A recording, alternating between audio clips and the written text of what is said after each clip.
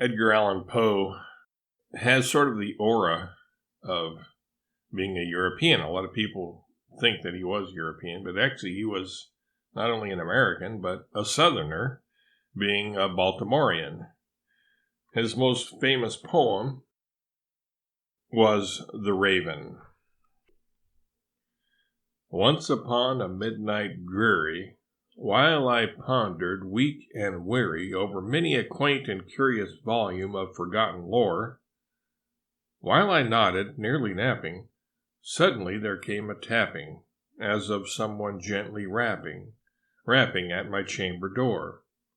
"'Tis some visitor," I muttered, tapping at my chamber door. "Only this, and nothing more." Ah, distinctly I remember it was in the bleak December, and each separate dying ember wrought its ghost upon the floor. Eagerly I wished the morrow. Vainly I had sought to borrow from my book surcease of sorrow, sorrow for the lost Lenore, for the rare and radiant maiden whom the angels name Lenore, nameless here for evermore.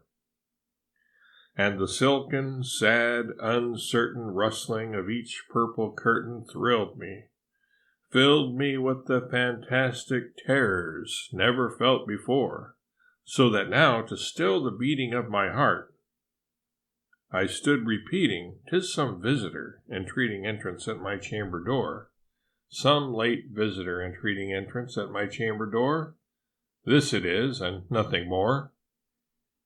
Presently my soul grew stronger. Hesitating then no longer, "Sir," said I, "or madam, truly your forgiveness I implore, but the fact is I was napping, and so gently you came rapping, and so faintly you came tapping at my chamber door, that I scarce was sure I heard you. Here I opened wide the door. Darkness there, and nothing more. Deep into the darkness peering, long I stood there wondering, fearing, doubting, dreaming dreams no mortal ever dared to dream before. But the silence was unbroken, and the stillness gave no token, and the only word there spoken was the whispered word, "Lenore." This I whispered, and an echo murmured back the word, "Lenore." Merely this, and nothing more. Back into the chamber turning, all my soul within me burning, soon again I heard a tapping, somewhat louder than before. "Surely," said I, "surely that is something at my window lattice. Let me see then what thereat is, and this mystery explore. Let my heart be still a moment, and this mystery explore. 'Tis the wind, and nothing more." Open here I flung the shutter, when, with many a flirt and flutter, in there stepped a stately raven of the saintly days of yore.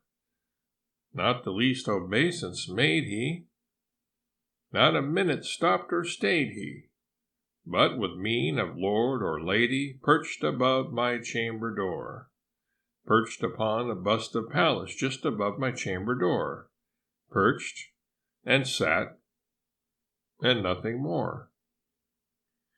Then this ebony bird, beguiling my sad fancy into smiling, by the grave and stern decorum of the countenance it wore, "Though thy crest be shorn and shaven, thou," I said, "art sure no craven, ghastly, grim, and ancient raven, wandering from the nightly shore. Tell me what thy lordly name is on the night's Plutonian shore." Quoth the raven, "Nevermore." Much I marveled this ungainly fowl to hear discourse so plainly, though its answer little meaning, little relevancy bore. For we cannot help agreeing that no living human being ever yet was blessed with seeing bird above his chamber door, bird or beast upon the sculptured bust above his chamber door, with such name as Nevermore.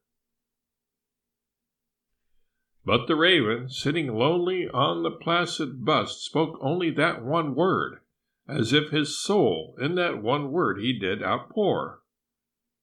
Nothing farther then he uttered, not a feather then he fluttered, till I scarcely more than muttered, "Other friends have flown before. On the morrow he will leave me, as my hopes have flown before." Then the bird said, "Nevermore." Startled at the stillness broken by reply so aptly spoken, "Doubtless," said I, "what it utters is its only stock and store, caught from some unhappy master, whom unmerciful disaster followed fast and followed faster, till his songs one burden bore, till the dirges of his hope that melancholy burden bore, of never, nevermore."